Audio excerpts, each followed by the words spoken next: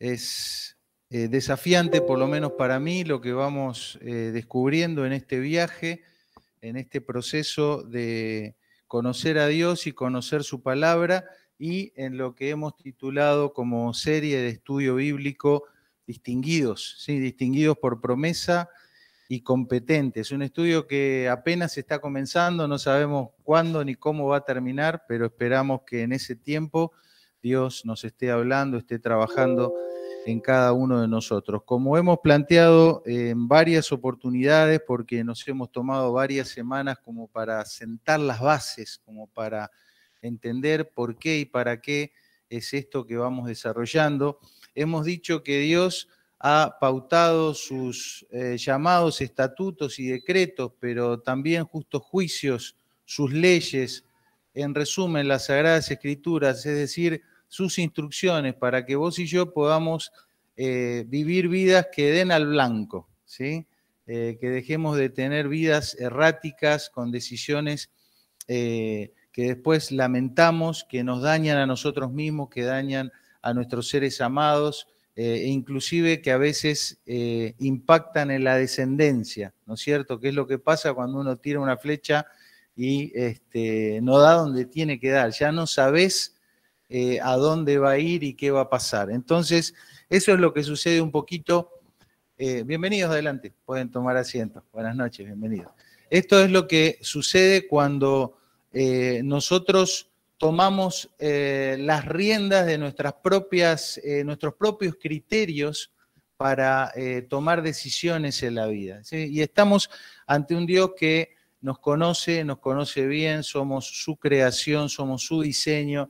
Entonces, por eso, como decimos popularmente, ¿no? Si querés saber cómo funciona una maquinaria, bueno, andá al manual del fabricante. Es muy sencillo de entender y de eso se trata, de ir a las instrucciones de Dios para que nuestra vida realmente funcione como tiene que funcionar, que tenga los servicios adecuados, el mantenimiento adecuado, y si hay que reparar algo profundo, podamos buscar las piezas originales. ¿Y por qué distinguidos y competentes? Hemos hablado de que la distinción tiene que ver con que la gente cuando nos vea, nuestra forma de hablar, de conducirnos, de actuar, de reaccionar, pueda notar algo diferente, ¿sí?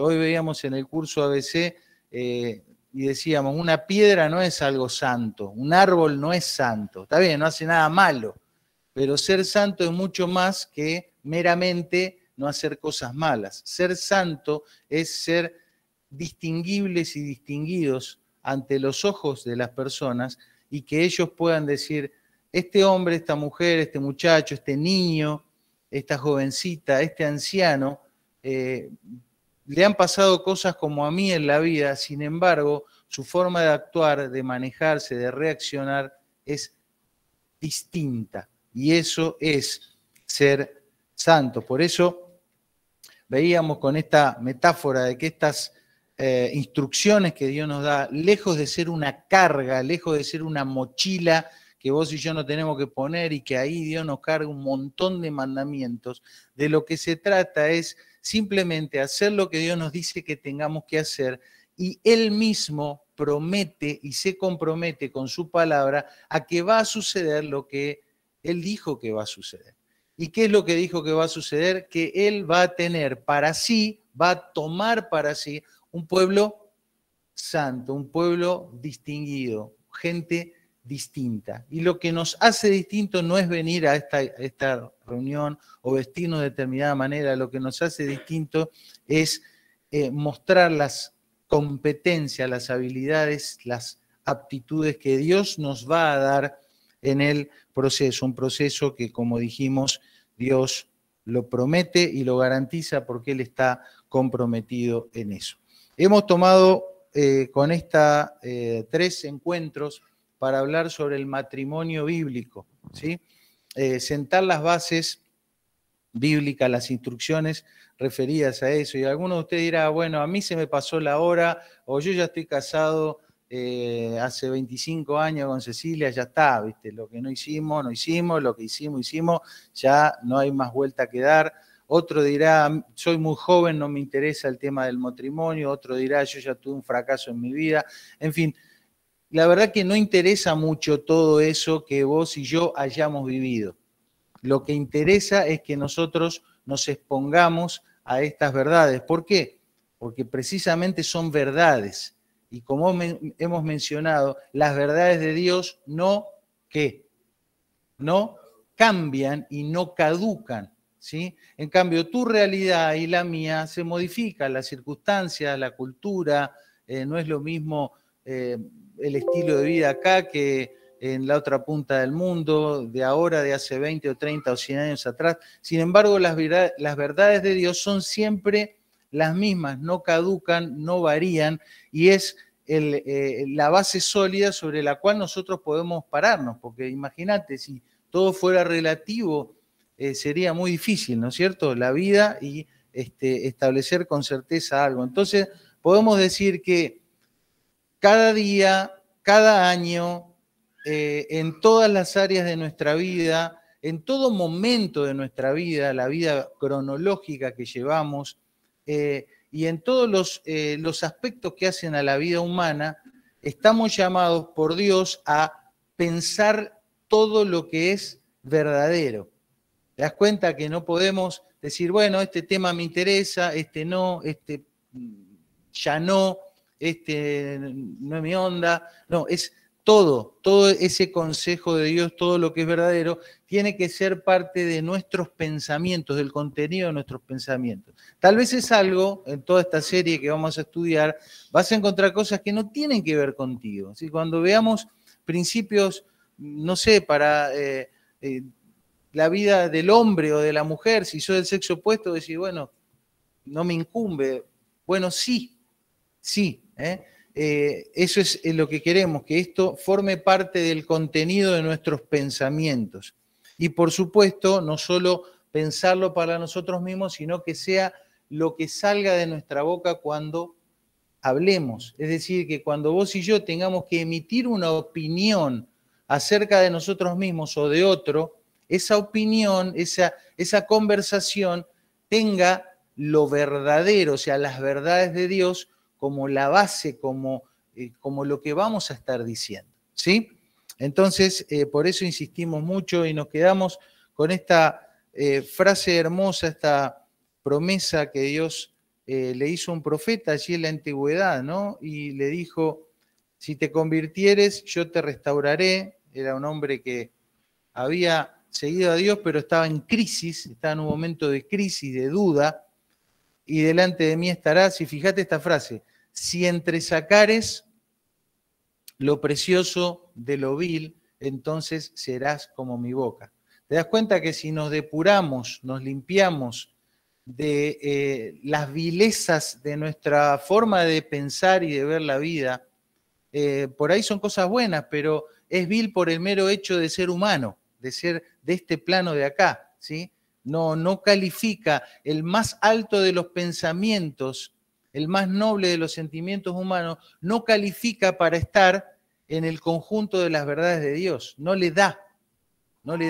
Entonces, ese es el ejercicio, entre sacar lo precioso de lo vil, y si hacemos eso, a la hora de decir algo o de actuar, vamos a ser como la boca de Dios. Tremendo esto que Dios nos propone, nos invita y nos promete que puede llegar a suceder. Que tú y yo a la hora de decir o hablar o actuar, sea como Dios mismo obrando a través nuestro. En cuanto al matrimonio, hemos ido a la fuente, porque Jesús mismo fue a la fuente, ¿sí? Entonces, cuando a Jesús le hicieron preguntas sobre el matrimonio, él dijo, ¿no habéis leído que el que los hizo al principio, entonces Jesús fue allí al principio, a lo que había sucedido en el Génesis, y esquemáticamente habíamos visto que en la gestación de Dios, de un matrimonio conforme a ese diseño de Dios, está el varón, está la mujer y está Dios, está el Señor. Y cada uno como un trípode, ¿no? Donde no puede faltar ninguna de las tres patas para que eso tenga estabilidad. Cada uno tiene que estar presente y tiene que estar haciendo lo que tiene que hacer, ¿sí? Hay funciones de Dios que no me competen a mí como hombre, ni tampoco funciones de mujer que me competen a mí y viceversa. Entonces, cada uno en el ejercicio de sus respectivos roles. En cuanto a Dios, vimos que el rol de Dios es ser el Señor, el que dirige la batuta, el que es el que dice y hace, el que toma, el que cierra, ¿no? Siguiendo la historia de lo que fue la creación de Eva de la costilla de Adán, el que trajo a la mujer al hombre, el que lo juntó. Entonces, el liderazgo, la autoridad de Dios en la vida de un matrimonio es esencial para que ese matrimonio funcione conforme al diseño original. Funcione conforme al diseño original. Entonces, habíamos dicho, en pocas palabras, que Dios es el que provee la pareja, es quien une, quien establece, quien dirige y después quien proyecta, quien le da propósito, sentido al matrimonio en general y a cada matrimonio en particular. Hablamos un poquito de algunas palabras, ¿no?, que aparecen ahí en ese relato del Génesis, donde el castellano se queda un poco corto. Es una lengua muy rica la nuestra, pero que en algunas terminologías se quedan cortas en comparación con la lengua en la cual Moisés escribió hace 3.000 años, ¿no es cierto? Entonces, veíamos que la diferencia entre un Adam y un Ish, ¿se acuerdan? Dos palabras que en la Biblia aparece como hombre. Y decíamos que el Adam, que no es un nombre propio, sino que es un sustantivo común, significa un ser vivo que no es un animal, es decir, un hombre, alguien del sexo masculino. Sin embargo, un varón, un Ish, es aquel que sexo masculino, pero que ya es alguien que ha madurado, es alguien que vive conforme a las instrucciones de Dios, ¿sí? Por otro lado, mencionamos cómo la mujer es ese exponente femenina del varón de Dios, por eso a la hora de decir su nombre suena parecido, Ish y Ya. Y recordamos también que Dios dijo que ella iba a ser la ayuda idónea, ¿eh? Y aclaramos que ayuda idónea no es secretaria, o sea, tu mujer no es tu secretaria, no es tu sirvienta, no es la que va a hacer todo cuando, porque vos estás,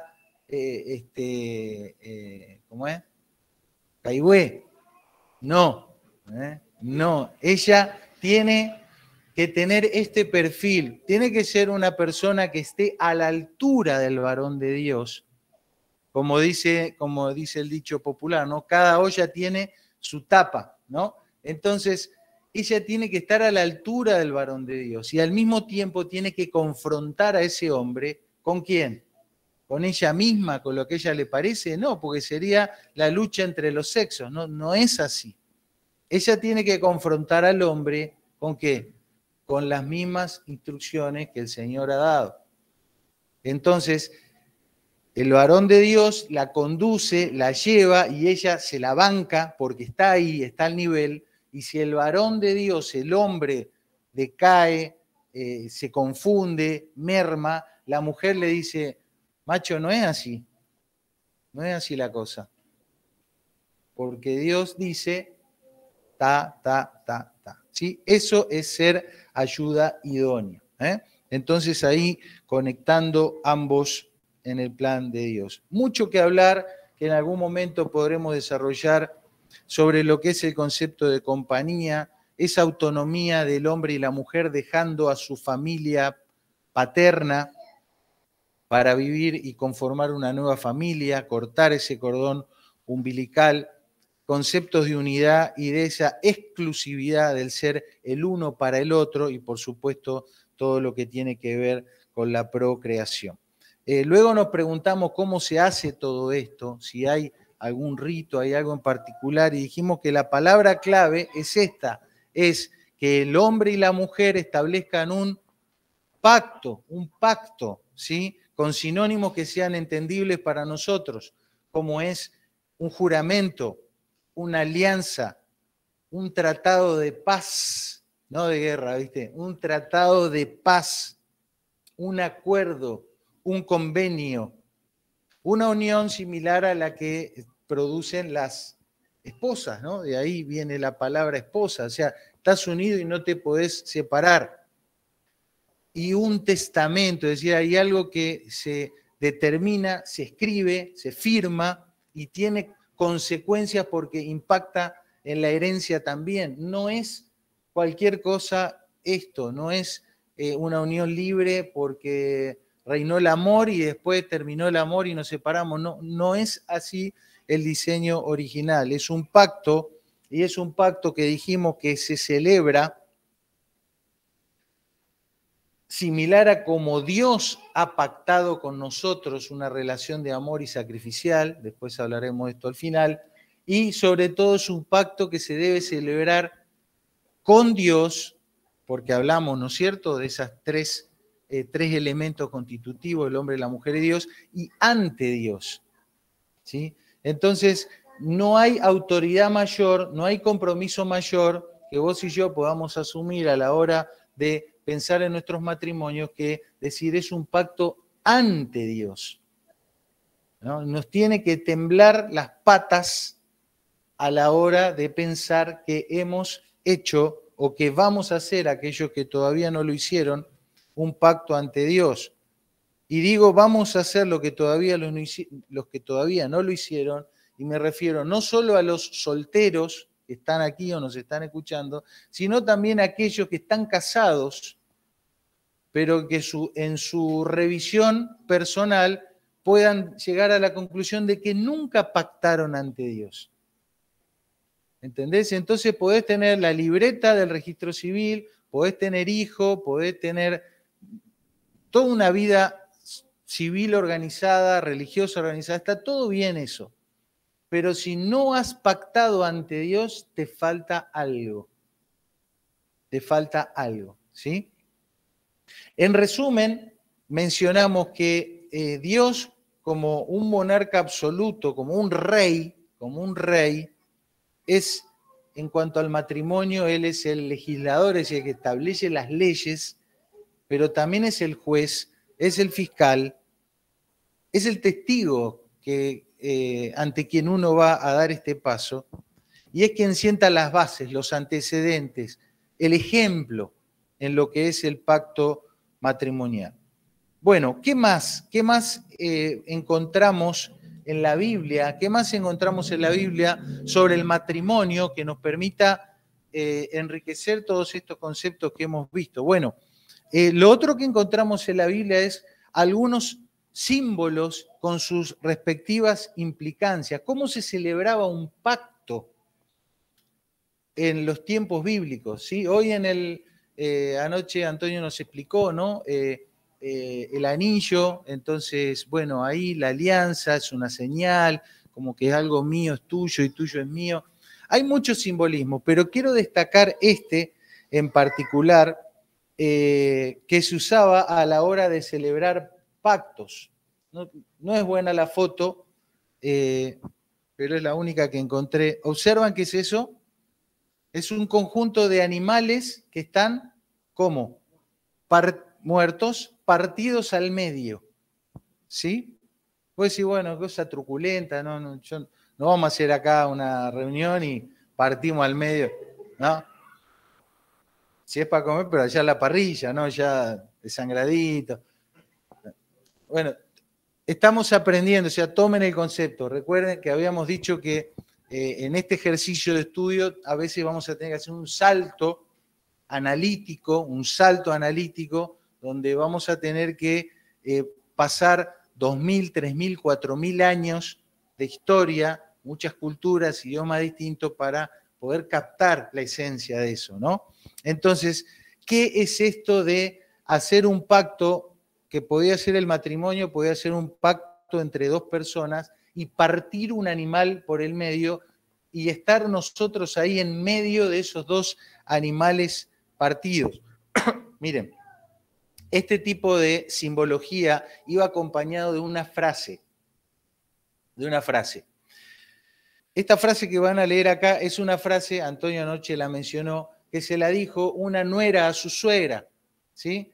Había muerto el esposo de la señora y el esposo de la chica, entonces quedaron las dos solas, viudas, ¿sí? Y estaban en la posibilidad de ir cada una para su lado. Sin embargo, la nuera, que se llamaba Ruth, le dijo a su suegra una frase y ella pacta con la suegra. Hacen un pacto ahí. Y observen bien lo que les dijo.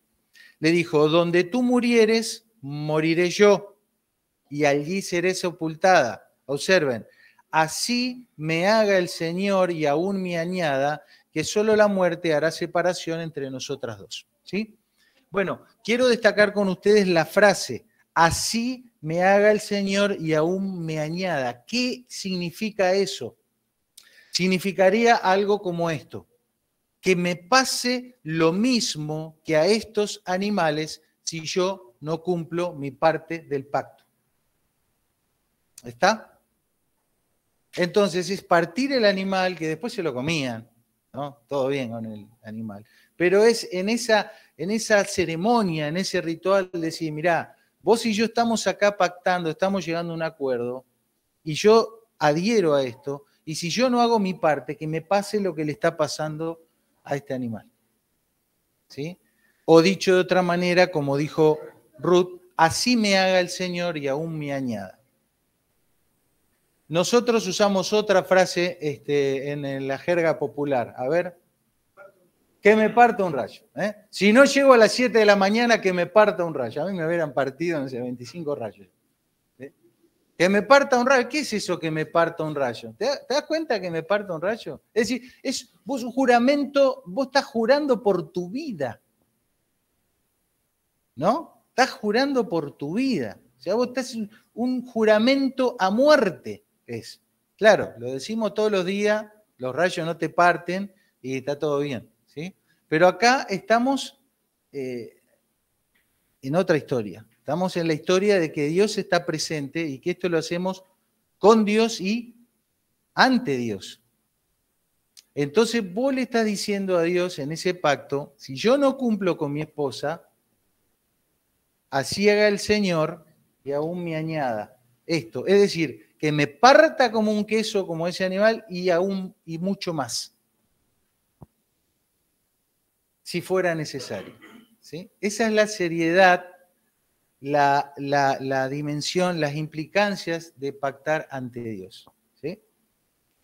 Y como dije la otra vez, yo ya dudo si efectivamente, aunque yo hice toda la ceremonia, viste, alfombra roja, vestido blanco, canción, heredia, si yo realmente llevé mi pacto con Dios y ante Dios, con Cecilia, a este nivel.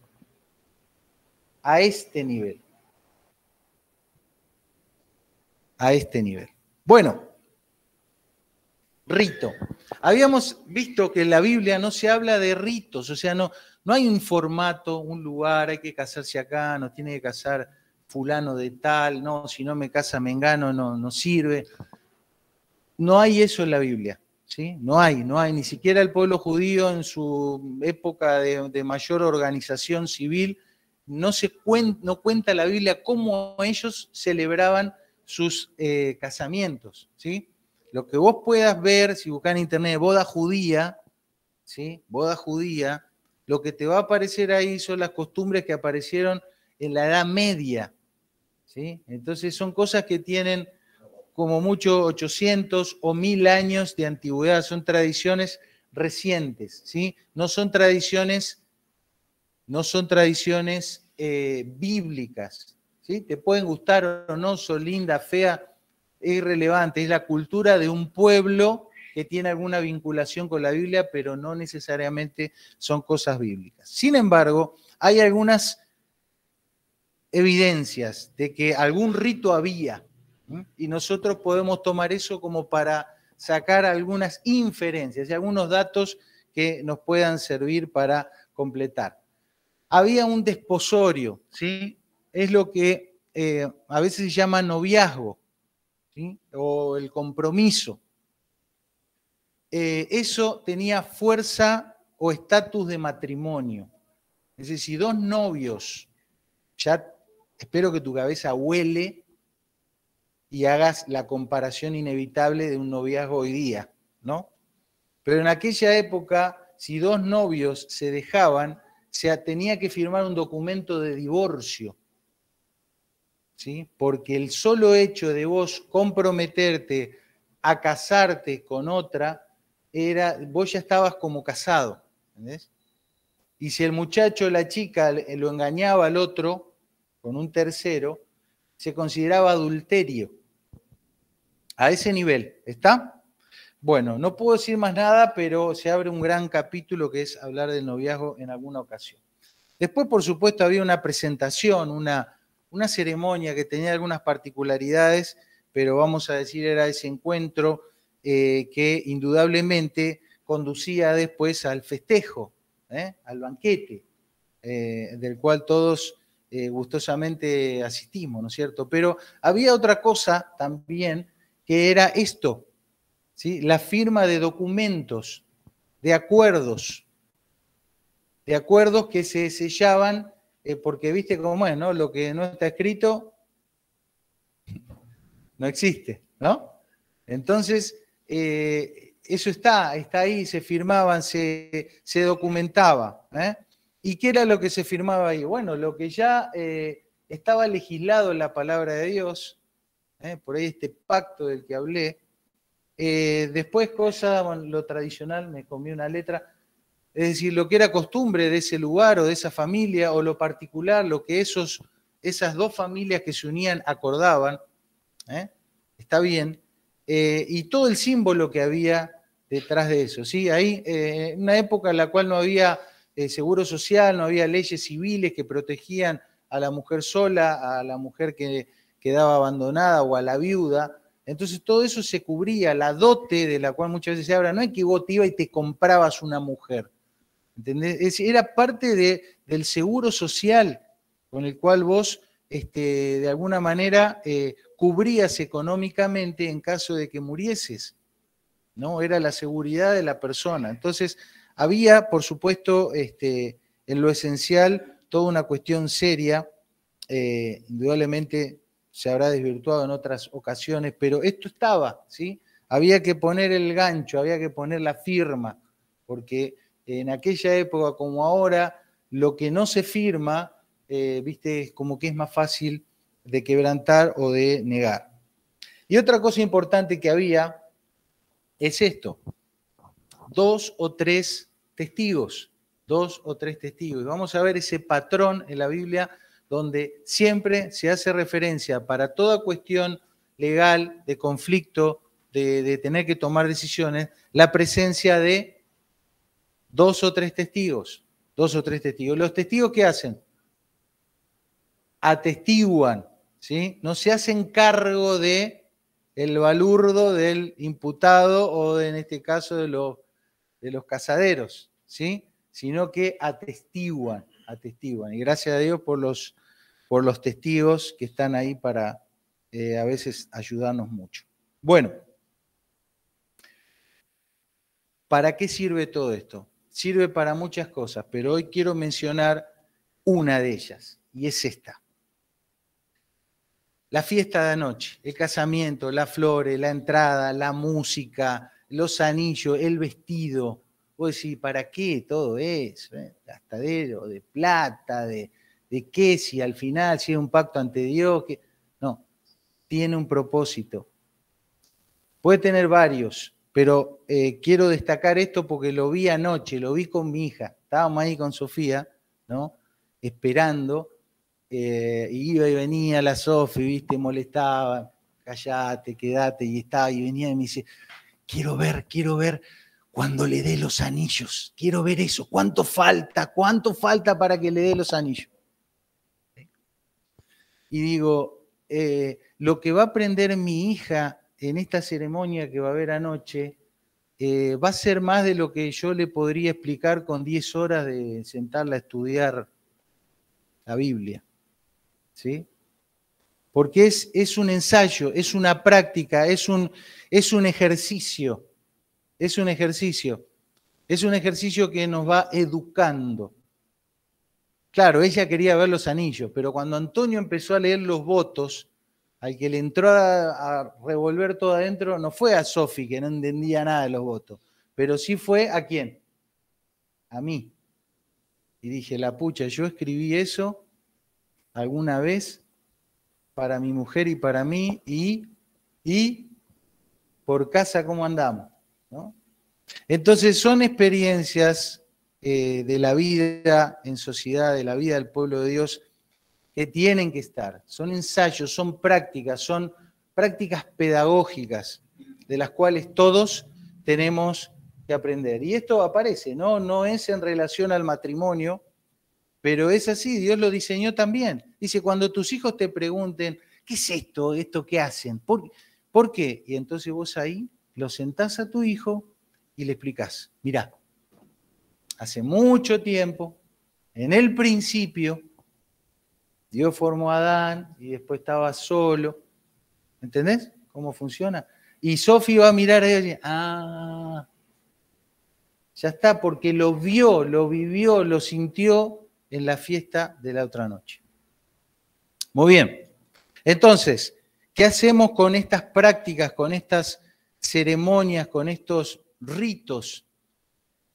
Los solteros observan, aprenden e imitan.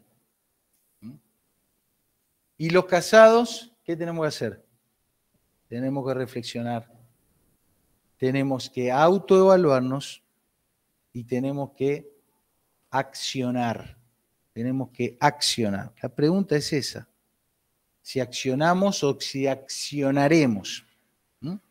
¿Y cómo podemos accionar? Observen, dijimos que ese diseño original se perdió, Adán y Eva cayeron, ¿no? El mundo ya no es igual, no estamos en el paraíso, pero quiero dejar acá una verdad teológica para que la vayamos trabajando, que es la siguiente. Fíjate cuáles fueron las instrucciones, los mandamientos básicos que Dios le dio a Adán y Eva allí en el huerto, en el paraíso. ¿Qué tenían que hacer? Fructificar y multiplicarse, llenar la tierra, sojuzgarla, señorear. Después Adán, ¿qué tenía que hacer? Labrar y guardarla.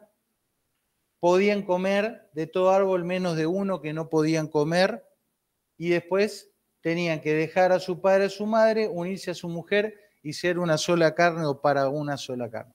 ¿Se entiende? No es difícil, ¿no? No eran muchas cosas. Bueno, eso es lo que tenían que hacer. ¿Qué es lo que sucedió? Ella salió del ámbito del huerto. Ella salió del ámbito seguro donde tenía que estar. Ella habló con quien no debía. Ella habló con quien no debía. Él no estaba guardando el huerto, o lo más precioso que tenía el huerto. No estaba guardando la puerta, el cercado, el vallado. Él no estaba junto con la que tenía que ser carne de su carne y hueso de sus huesos. Él estaba en otro lado, no sabemos dónde, pero no estaba donde tenía que estar. Por ende, ellos no estaban unidos, estaban cada uno por su lado. ¿Sí? Observen esto, que lo aprendí hace poco, interesante. Ella quiso dominar antes de fructificar y llenar la tierra. ¿No te llama la atención que no hubo hijos en el paraíso? ¿Sí? Siendo que ese era el primer mandato de lo que ella tenía que hacer. ¿Ah? Ella tenía que tener hijos, o ellos tenían que tener hijos, no sé, por ahí fue Adán el que no estuvo haciendo lo que tenía que hacer. La cosa es que ella, en vez de tener hijos, se fue a comer el mundo. ¿Sí? Y el mundo se la comió a ella. Entonces, ¿qué pasó? Ella no fue ayuda idónea, no estuvo a la altura de las circunstancias. Y él no fue un varón de Dios, fue apenas un Adán, un sexo masculino, un salame. Un salame. ¿sí? No ejerció la autoridad de un varón de Dios. ¿Qué habría pasado si Eva venía con el fruto prohibido y Adán hubiese sido un varón de Dios? ¿Qué habría pasado? ¿No? Claro, querida, ¿qué hace? ¿Dónde está? No, ¿qué pasó? ¿Qué es esto? ¿Eh? No ejerció la autoridad. La autoridad no es dominio, ¿entendés? Es hacer lo que tenés que hacer. Eso es el varón. Tenés que estar ahí cuidando, velando, unida, preservando, guardando el huerto. Y si algo tiene olor a podrido, tenés que accionar. Nada de eso sucedió. Y esto fue lo que pasó, ¿no es cierto? Pero observen algo más. Si podemos resumir cuáles fueron los mandamientos que Dios dio en el huerto antes de la caída, eran trabajar, vivir en pareja, tener hijos y dominar la tierra, ¿sí? ¿Se hace eso hoy día? ¿Sí o no? Sí, se hace eso. Más o menos dicen. Pero ¿hay gente trabajando? ¿Sí? Bueno, en este país no tanto, ¿no? Pero en general, ¿hay gente trabajando? Sí, ¿no? ¿Hay gente viviendo en pareja? ¿Sí o no? De todos lados, ¿no es cierto? ¿Hay gente teniendo hijos? Sí, ¿no es cierto? ¿Hay gente, hay hombres, seres humanos dominando la tierra? Sí, tenemos control de la naturaleza. Bueno, claro, el tema es cómo. El tema es que todo esto lo hacemos mal. ¿Sí? Lo hacemos mal, lo estamos haciendo, pero lo hacemos mal. Es decir, el mundo, el ser humano, el hombre y la mujer, vive una versión trucha, una versión ordinaria, una imitación de lo que debería haber sido la vida conforme a como Dios la diseñó. ¿Sí? ¿Se entiende, no? Entonces, esto es lo que está sucediendo y la pregunta es si hemos de seguir con imitación, ¿viste? O vamos al original. ¿Qué tipo de vida te gustaría vivir o llevar? ¿Qué tipo de vida te gustaría llevar? Bueno, miren, hay que regresar al principio. Hay que regresar al principio y es Dios el que nos puede ordenar el camino para hallar el camino y volver a ese camino, a esa versión original. Pero hemos dicho el domingo pasado que es incluso aún más o aún mejor. Entonces la pregunta es, ¿será que es posible que vos y yo vivamos mejor que Adán y Eva en el paraíso? ¿Será posible que hoy, siglo XXI, vos y yo vivamos que mejor, tengamos mejores familias, mejores parejas que Adán y Eva en el paraíso? ¿Sí o no? Bueno, conocen esta historia, ¿no? La fábula, ¿la conocen? La ranita, ¿no? Se estaban ahí inundando, entonces el alacrán le dice, llévame en el lomo, nos salvamos los dos, y la rana dice, no, me vas a picar y me voy a morir. No, le dice acá, ¿cómo te voy a picar? Si yo te pico, me muero yo también. Confiá que yo voy a ir en tu lomo y no te voy a hacer nada. Y en la mitad del río, ¿qué pasó? ¿Qué hizo el alacrán? La picó. Y mientras el veneno del alacrán iba matando a la rana le cuestiona, le dice, ¿por qué haces esto? Ahora muero yo y vos también vas a morir ahogado. ¿Y qué le dijo el alacrán? No lo pude evitar. Estaba en mi naturaleza. La naturaleza es lo que nos hace ser quienes somos. ¿Sí? Está la naturaleza del perro, del gato, del alacrán y del hombre, del ser humano, del hombre y la mujer. Tenemos una naturaleza, una forma de ser. Una naturaleza que está como caída, corrompida. No es ese diseño original. Y entonces, con esa naturaleza, ¿qué hacemos? Pecamos. Pecamos. ¿Qué es lo que mejor te sale a vos? Pecar. Te sale fácil. No tenés que estudiar, no tenés que esforzarte. te sale, está en tu naturaleza. Y a veces, aunque nos esforcemos, nos pasa como el alacrán. Aunque es un perjuicio para nosotros, aunque nos mata, igual lo hacemos. ¿Por qué? No lo podemos evitar. Está en nuestra naturaleza. La Biblia dice que nuestras iniquidades, es decir, nuestra vida de pecado y de rebelión, han hecho una separación entre nosotros y nuestro Dios. Y nuestros pecados han hecho ocultar su rostro de nosotros. La Biblia dice que aunque nosotros conocimos a Dios, nos hemos hecho como vanos en nuestros pensamientos y nuestro necio corazón fue oscurecido. Profesando de acá, de boca, ser sabios, en realidad nos hicimos como necios. Y como dice el dicho, ¿está?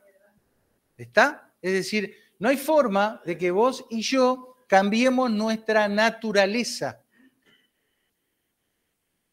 Y aunque le pongas todas las pilas, toda la energía, hablando del matrimonio, tu matrimonio está condenado a experimentar las miserias que vos mismo vas a llevar ahí a la pareja.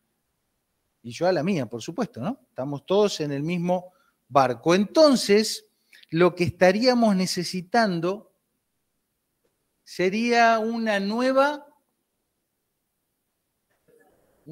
naturaleza, ¿no? Me vendría bien una nueva naturaleza, ¿no? Se complica ahí, ¿no? Bueno, para nosotros es imposible, pero para Dios es totalmente posible. De hecho, Él ya dijo que eso está en acción para aquellos que se abran a que Dios haga esta obra. Y Él lo dijo así, siendo renacidos, ¿viste? Ya es, no es siendo emparchado, no es siendo remendado, no es siendo socializado en una iglesia evangélica, no, siendo renacidos, y ahora te dice, no de una simiente corruptible, sino de una incorruptible. Vamos a explicar esas palabras. Fíjate, ¿qué sería una simiente? La simiente es la semilla. ¿Sí? Acordate que esta gente no sabía nada del ADN, ni XX, XY, cromosoma, no tenía idea. Ellos lo que veían es que vos agarrabas una semilla de un árbol, la ponías en la tierra y de ahí que salía otro árbol igual. ¿Sí? Y ese árbol daba semillas y de esa semilla vos la sacabas y la volvías a plantar y ¿qué salía? Otro árbol igual. Es decir, la semilla es básicamente aquello que tiene en sí misma toda la capacidad, no había entrecruzamiento, nada, la semillita, toda la capacidad de generar una descendencia como idéntica a ella. ¿Sí? Entonces dice que Dios nos puede hacer renacer con una semilla o de una semilla que es incorruptible, que es distinta a las demás. Fíjate, incorruptible. Incorruptible significa que no peca, que no se equivoca. ¿Te das cuenta? Otra naturaleza, otra naturaleza, otra naturaleza. Por eso Dios lo dice así. Todo el que es nacido de Dios, ¿qué hace? Fíjate, no practica el pecado. ¿Por qué? Porque la simiente, la semilla, la genética de Dios permanece en él. Te das cuenta que no es tuyo, no es mío. Es algo que Dios siembra en ti. Y el que es nacido de Dios, fíjate, no puede pecar. ¿Por qué? Porque nació de Dios, claro. Si yo tengo la semilla de Dios en mí, la genética de Dios, hay una cosa que seguro no voy a poder hacer, que es pecar. Porque eso no está en la naturaleza de Dios. Hay muchos versículos, observen que todos dicen lo mismo. Él os dio vida a vosotros cuando estabais muertos en vuestros delitos y pecados.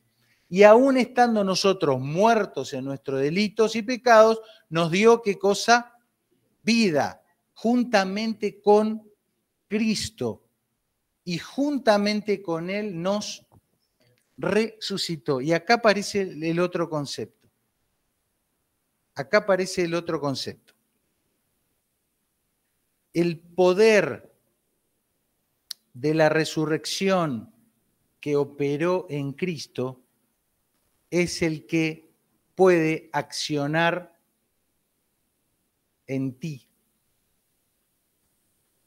Es parte de esa semilla que Dios quiere sembrar en cada uno de nosotros.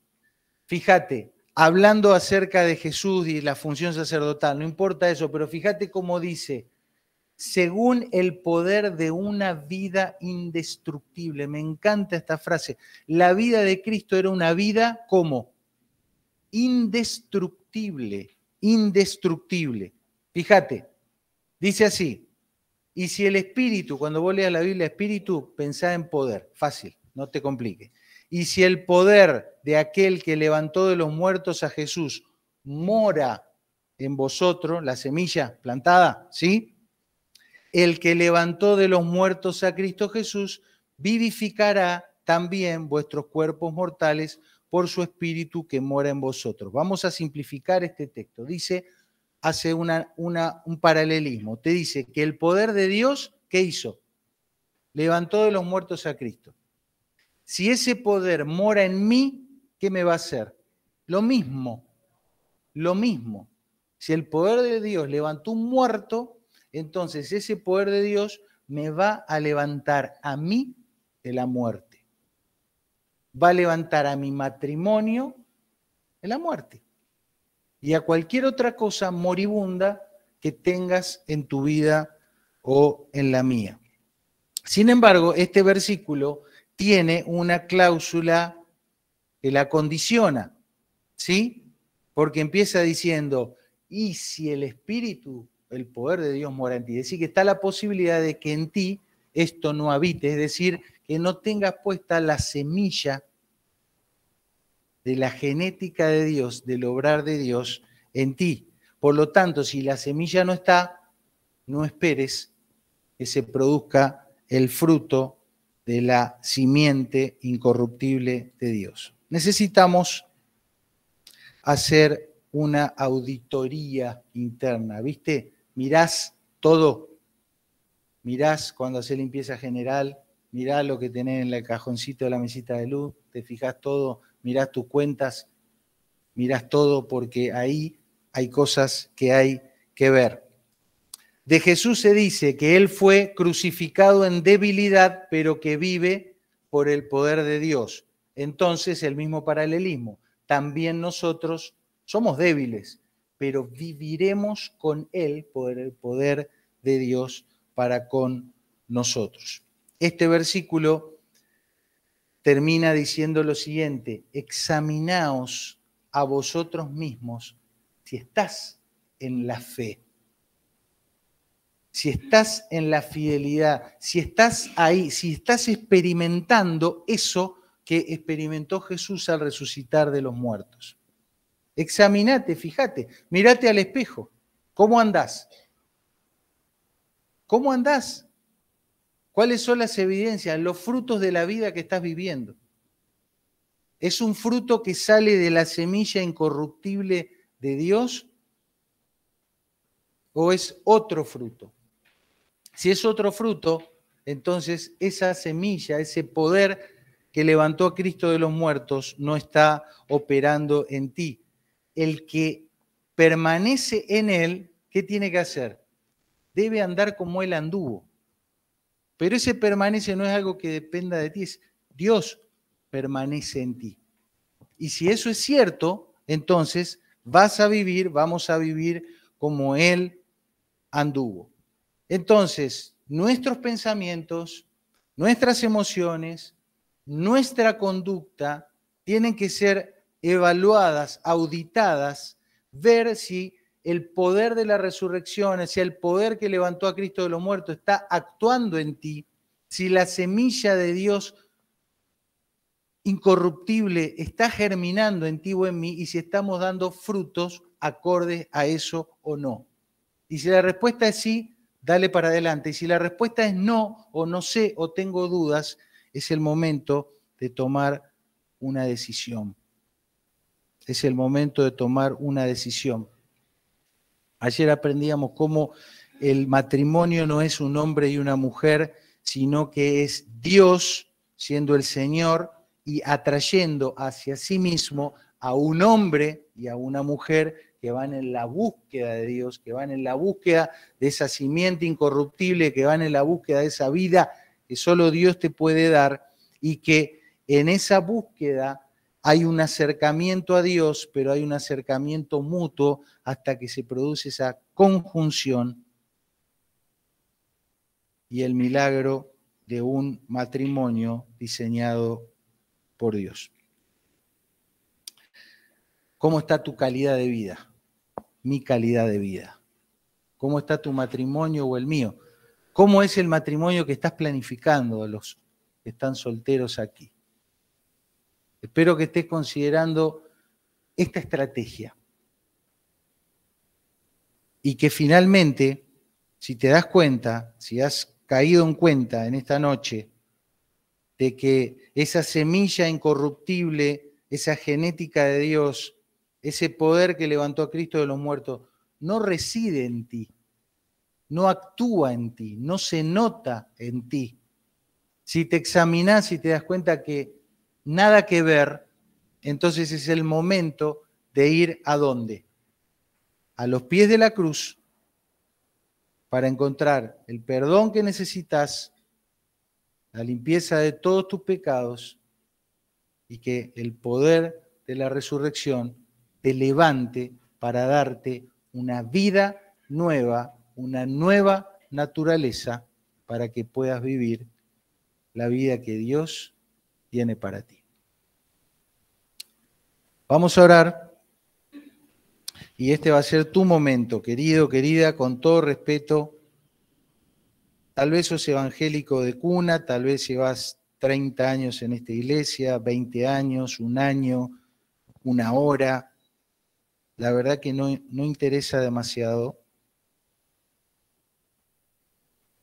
pero sí interesa que puedas hacer esa auditoría personal, examinarte a ti mismo y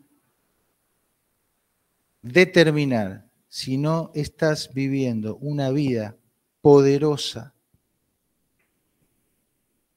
si la semilla, la genética, el poder de Dios que levantó a Cristo de los muertos no se evidencia en tu forma de ver, sentir, hablar o pensar, necesitas a Cristo. Necesitas que Él te perdone, necesitas un Salvador, y que el poder que levantó a Cristo de los muertos te levante a ti también. Te dejo este minuto para que puedas orar a Dios una oración sencilla. Le puedas decir: Dios, en esta noche deseo de todo corazón una nueva naturaleza, una nueva vida. Que el poder que levantó a Cristo de los muertos me levante a mí también. Te pido perdón por todos mis pecados y reconozco, acepto a Cristo como mi Salvador, como la persona que murió, que pagó por mí. Pero también reconozco que Él resucitó, y te pido que me des esa vida indestructible que obró en Él, levantándolo de los muertos, para poder vivir para ti. Te lo pido de todo corazón, en el nombre y por los méritos de Jesús. Amén. Gracias, Dios, por esta noche, por el tiempo con tu palabra. Gracias por la atención, la conexión que los aquí presentes han tenido, el respeto, el silencio, y podamos salir de aquí todos habiendo tomado la decisión de abrirte nuestro corazón para que el poder vivificante que levantó a Cristo también nos levante a cada uno. Agradecemos también el tiempo que vamos a compartir ahora, poder disfrutar de la vida que tú nos das, del compañerismo, de la amistad. Gracias, Señor, por todo. En el nombre de Jesús, amén.